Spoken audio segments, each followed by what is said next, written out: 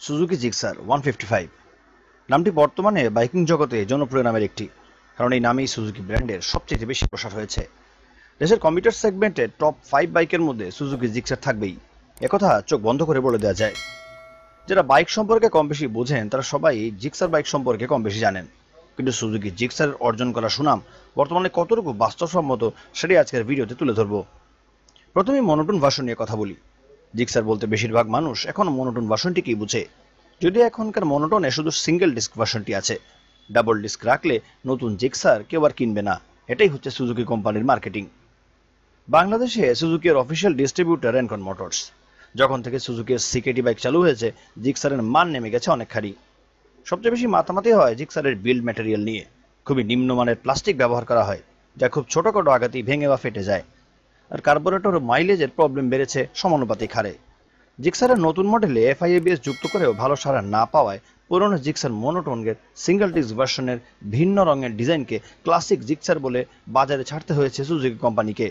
এতে ঘাটতি পুষিয়েছে কিছুটা, কিন্তু জিক্সারের ফেসবুক গ্রুপগুলো ঘুরে এলেই বোঝা যায় সুজুকি তথা রেনকন মোটরসের সার্ভিস এবং পার্টস অ্যাভেলেবিলিটির দশা কতটুকু করুণ, আর সাথে রয়েছে চড়া দাম।